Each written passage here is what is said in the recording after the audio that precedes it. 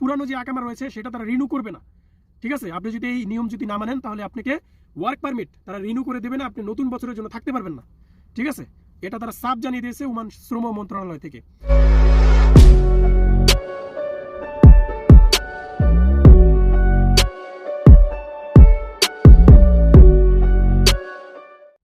আসসালামু আলাইকুম, আশা করি ভালো আছেন সকলেই। ওমান প্রবাসী ভাইদের জন্য বড় ধরনের পরিবর্তন আনতে যাচ্ছে ওমান সরকার। এই পরিবর্তনটা কতটুক প্রবাসী বাংলাদেশিদের জন্য ভালো হবে সেটা আমি জানি না, কিন্তু সামনে কাজ করতে হলে আপনাকে এই নিয়ম মানতে হবে, না হলে আপনাকে ওমান ছাড়তে হবে। সোজা ওমান শ্রম মন্ত্রণালয় থেকে বিষয়টা ক্লিয়ার করে তারা বলে দিয়েছে যে আমরা যে পরিবর্তনটা আনবো এই 2026 সালে সেটা সকল দেশের প্রবাসীদেরকে মানতে হবে। আমি যেটা দেখেছি, এই নিয়ম যদি করে ওমান সরকার, আমার প্রবাসী বাংলাদেশি ভাইরা ওমানে কাজ করতে অনেক কষ্ট হয়ে যাবে। এই তারা যে পরিবর্তনটা আনবে সেটা আসলে ফলো করতে পারবে না আমাদের শ্রমিকরা। তো এই বিষয় নিয়ে আজকে আলোচনা করব। তারা যেই বিষয়টা ক্লিয়ার করেছে, ফার্স্টে বলি একটু যে ওমানের যে শিল্প খাত রয়েছে, কর্মরত যেই শ্রমিকরা এবং পেশাগত যেই কাজ করে যারা, তাদের সার্টিফিকেট লাগবে।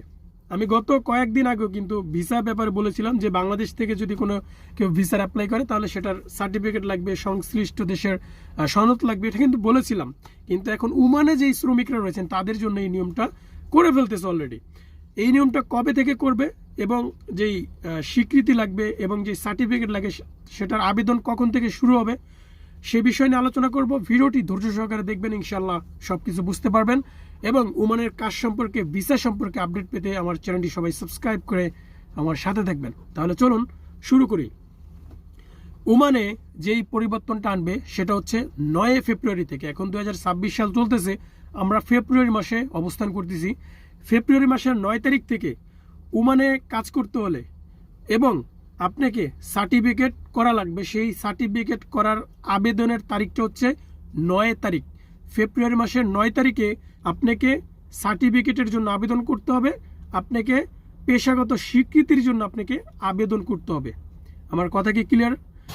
ধরেন আমি ইলেকট্রিশিয়ানের কাজ জানি, আমি প্লাম্বারের কাজ জানি, আমি কন্ট্রাকশনের লেভেলের কাজ জানি। এখন আমাকে এই কাজ যে জানি আমি, এটার সার্টিফিকেট করতে হবে।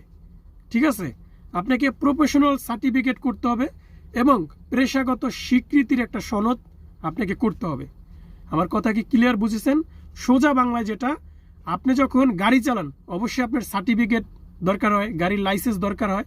তো সেম আপনি ওমানে কাজ করতে হলে আপনাকে পেশাগত স্বীকৃতি দরকার হবে, আপনাকে প্রফেশনাল লাইসেন্স তৈরি করতে হবে।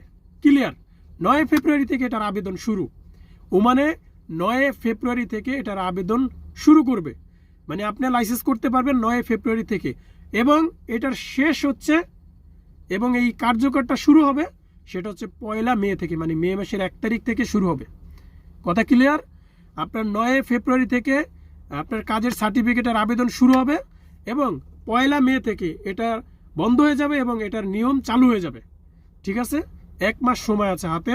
যারা কাজ জানেন তারা অবশ্যই কাজের একটা সনদ তৈরি করেন, সার্টিফিকেট তৈরি করেন এবং আপনি যেখানে কাজ করবেন সেখানে স্বীকৃতি, পেশাগত স্বীকৃতি নিয়ে আপনি কাজে যাবেন, না হলে আপনাকে যে কোনো সময় পুলিশে ধরে দেশের বাইরে পাঠিয়ে দিবে। এই বড় পরিবর্তনটা প্রবাসী বাংলাদেশিদের জন্য অনেক কঠিন হয়ে যাবে। আমি যেটা বলতেছি আপনাদের জন্য এক প্রকার বলতে গেলে যে দুঃখের সংবাদ দিল ওমান সরকার এই 2026 সালে।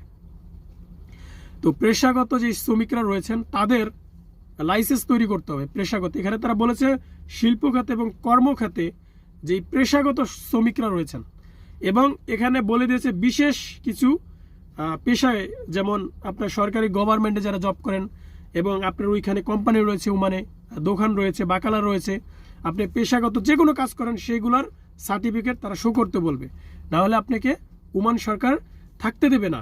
আর একটা বিষয় তারা বলেছে যে আপনি যদি এই সার্টিফিকেট এবং আপনি যদি পেশাগত স্বীকৃতি আপনি যদি না করেন তাহলে আপনার যে আইডি কার্ড রয়েছে মানে আপনার যে ওয়ার্ক পারমিট সেটা তারা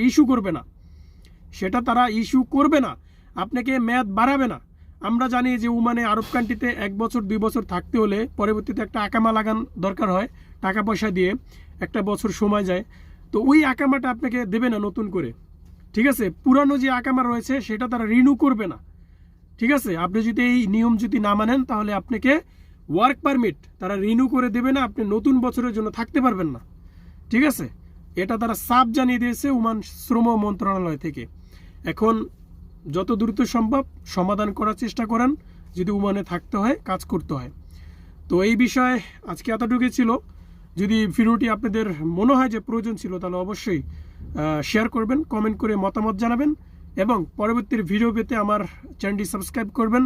এবং আমার একটা গ্রুপ রয়েছে হোয়াটসঅ্যাপে, এই গ্রুপের লিঙ্কটা আমি দিয়ে দেবো ডিসক্রিপশনে এবং কমেন্ট বক্সে, সবাই জয়েন হবেন। ধন্যবাদ সবাইকে, ভালো থাকবেন, খোদা হাফেজ।